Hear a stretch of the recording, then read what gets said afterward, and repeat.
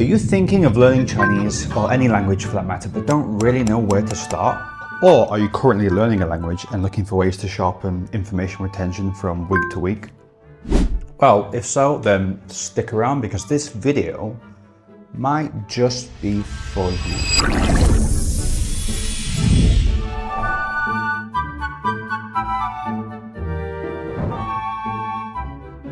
Watch as I show you my weekly process as we go through pre-learning, new vocabulary, new grammar points, and a new story, all before we take a class. Now, of course, everybody is different and some of this won't work for you, but that's okay. There's no one-way fits all. It's all about finding your own way and what suits you the most.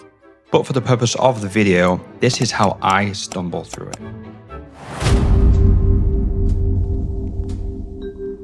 Okay, so now you're with us. I'm going to show you how I learn one unit from this book. To do that, I'm going to give you this perspective, and I have this camera here, which is going to give you kind of a first-person perspective. So, how do I learn one unit? First, of course, I need the book itself, and then I've got these books. This book is for me to learn the characters, the grammar, and the story. And this book is basically another place where I keep all of the grammar points. So when it comes to review, writing stories, writing pieces, I can just check all the grammars that I previously wrote from every single 𝐻𝐸𝐾 unit. So this is the grammar book. This is extra, but I'll need it to study. This is the book where I write the characters down. Didn't do it here, but so here, for example, I'll write the characters for the new unit, the grammar, and the story. And this is, of course, the book. So let's start. Let's go to unit 25. That's where I am. Here. Adding up the load on yourself. Well, yes, I am.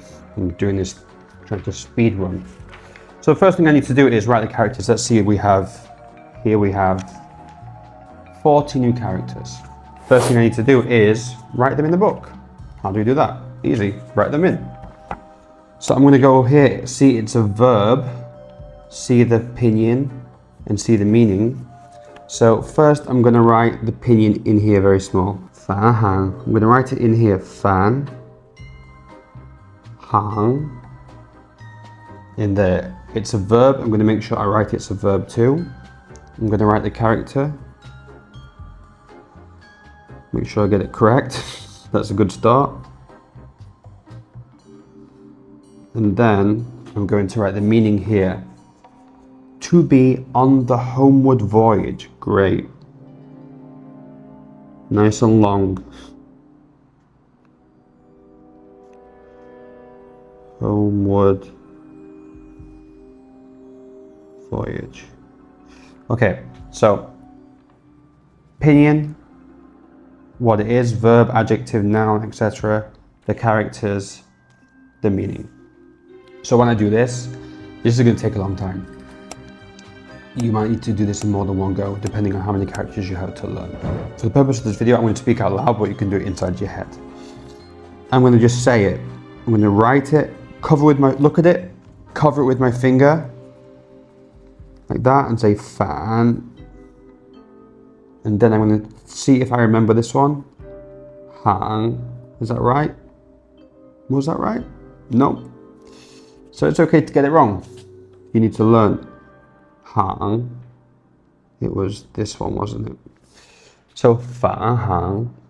To be on the homeward voyage. You want to say it as you write it to drill it in. Well, I do. You can do what you want, but that's what helps me. Fan hang. Yes. Cover. To be on the homeward voyage. Okay, say the meaning. Fan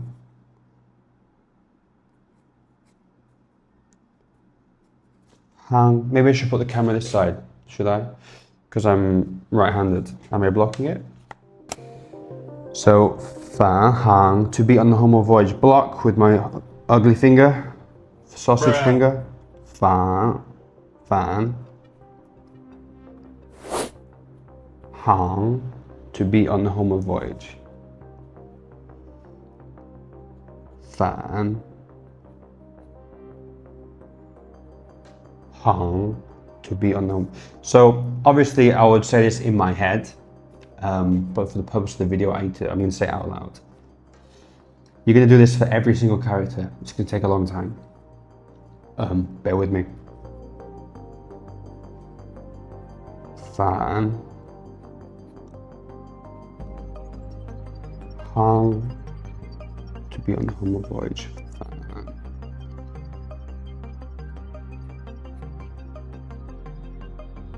航, to be on the homeward voyage. 返航, to be on the homeward voyage. 返航, to be on the homeward voyage. Okay, that's the first word done. I'm going to do this for every single word today. This is my daily goal today, is just do the words. Tomorrow I'll do the grammar. The next day I'll do the story. And that's how I prepare. You might have to do it intermittently, do 10 characters, go and mop the floor, walk the dog, go out to eat, have a coffee, and then come back. You do it in your own time. This is how I prepare first. I write the characters first. Now, I think writing the characters is actually very important because I think it helps you to mechanically remember them all. So I would say, don't skip this step. It is hard work, but then anything worthwhile is always hard to attain. You know, hard work, diligence, and persistence are key. So that's what I would do. Let's come back to when I'm finished.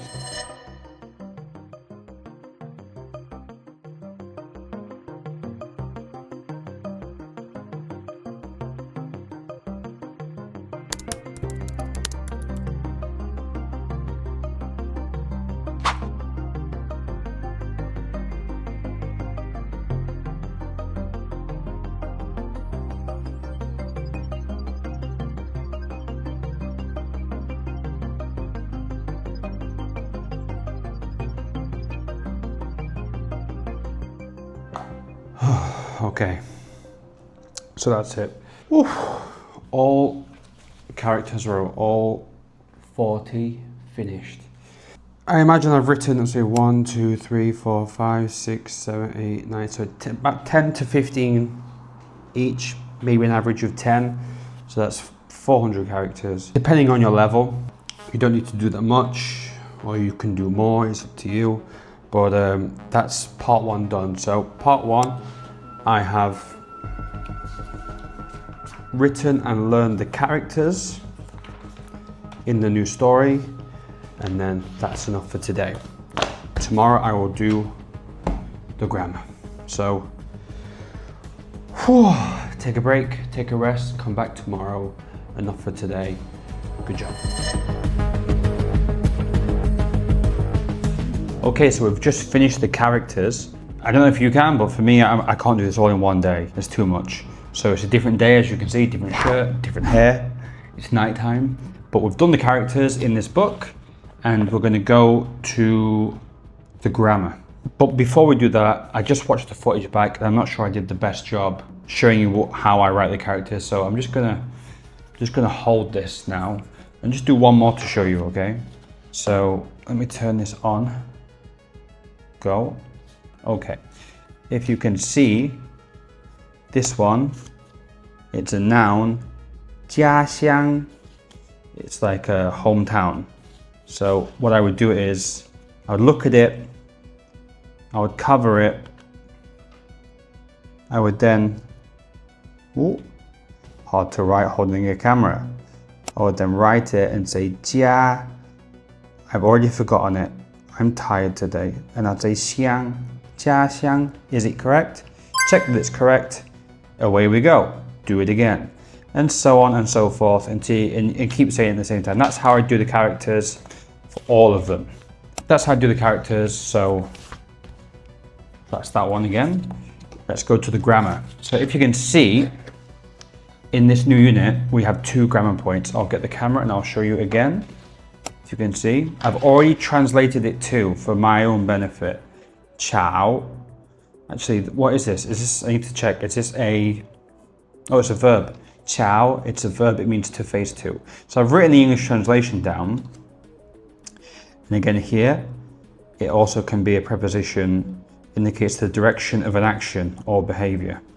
Don't understand it yet, but I don't have to. I'm just trying to get it into my mind. And then this one. So I've written the English first, then what I'm going to do is, I'm going to use my notepad. This is useful for me because when you have like your homework or anything like this, you have to write pieces or stories.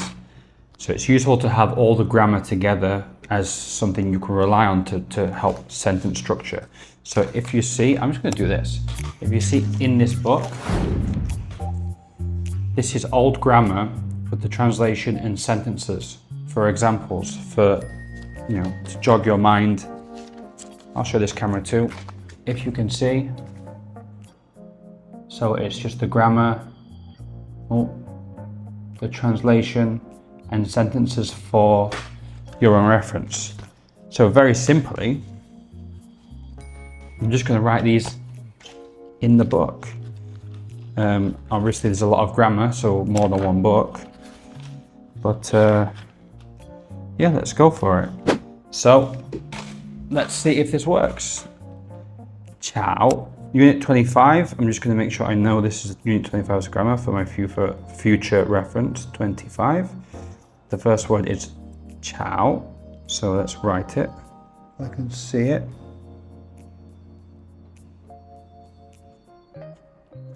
𝐾𝐨. Good. It's a verb. Good. It means to face to. Okay? So what I'm going to do is just write these examples that are already in the book. So number 1, 我们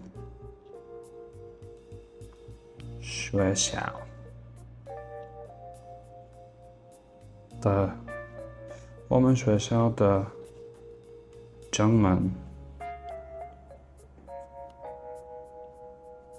I can never write sometimes my order's wrong, but oh well.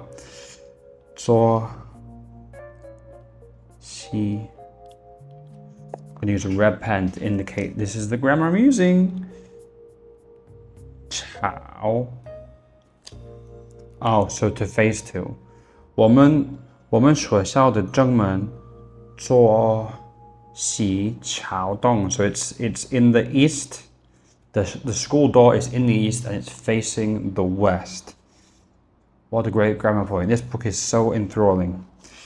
Anyway, the next one. So you can see what I'm doing. Just going to write these grammar points in my book. So, time lapse. Okay, go. So I'm going to time lapse this. Also, a tip. I have a huge glass of Baileys. Is that a tip? I'm not sure. I'm very tired. When you're trying to do this, when you have a test coming up fast, it's very stressful. So, alcohol. Yay.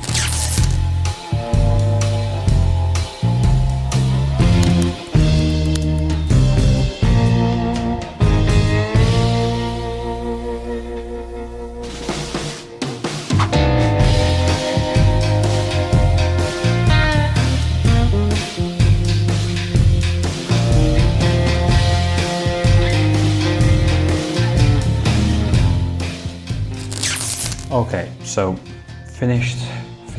Now, if you're wondering if I was doing anything different, then no, I was just copying the exact grammar from the book. The reason why is I want to obviously put it in my book for reference, but also I want to familiarize myself with this grammar before I have Chinese class tomorrow. So I'm doing the exact grammar from the book to familiarize myself before I go into the class. And why did I leave 2 dashes here like this? Dash, dash. It's so that I can practice, I can make my own sentences in the future when I review with my grammar book. Here, you know, I use a red pen, but I didn't have one when I did these. So I just need to go back and write the grammar, write the character, sorry, here. Just didn't have a red pen. But yeah, I'm doing it to familiarize myself with the characters before I go to class, which I will have tomorrow. So that's the vocab done and the grammar done. Now, I also said that I used to write the stories before the class. So as you can see, if I show you my book here, this is characters, of course, grammar. This is the story. I used to write the story, but I don't have time. My class is tomorrow. So what I'm going to do instead is do the characters, a must, the grammar, very useful. And the story, I'm going to actually write it on my phone. If you can see in the book, it's here. So I'm just going to use my phone and write it into my notes in my phone. That way it's a way of reading it whilst also going over the character again, the opinion again and again and again, and drilling it in more. For me, it's better than just reading it. You're reading it and you're writing it. And if there's a certain character that you're stuck on, you don't understand, then you can, as you're writing it, you have to translate it because you don't know what it is. So it's a very good way of reading the story, is to write it in your notes. I think it saves time. It's better than writing with a pen, because you can also translate things. So that's it. Stage 1, stage 2. I'll write the story at some point and I'll have a class. So let's write the story next and then let's jump straight into class. But now it's for me to take a break. That's enough for tonight. Cheers. On to tomorrow.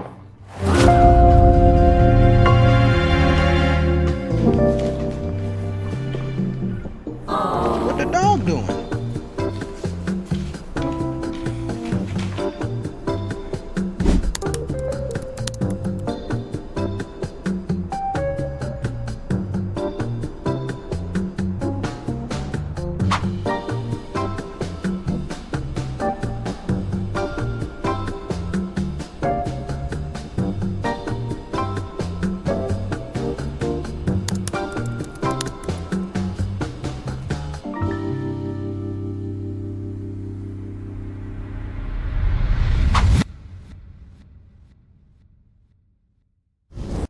𝐶是的，这个仓我们也是搭配刚刚我们说的船。你的 Dylan 有没有跟你一起回过英国呀？没有，因为鼻子短了。可能我不知道他不知道他能不能坐飞机。对，坐飞机的话会有宠物的舱。哦 ，OK， 那我明白。宠物的舱会有什么样的结果？这样子就是一种威胁，像风太大了也会威胁船的安全。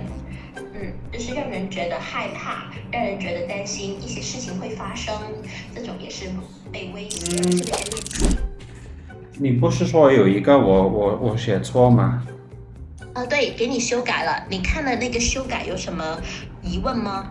有没有什么疑问的？没有。没有疑问是吗？没有。都清楚是吧？好的。那如果没有的话，那我们就继续今天来学新课先哈，给自己加满水。你知道加满水的意思是什么意思吗？ Now, post-class, there are a number of things I do to compound the learning and study further, but I didn't show you that today, only the pre-class stuff. Now, if you would like to see what I do after a class, then just let me know down in the comments, and I could do a follow-up video if that helps. So yeah, be sure to leave a comment if you'd like to see a part 2. Anyway, hope you enjoyed the video, good luck with the studying, whatever you're doing, and see you in the next one.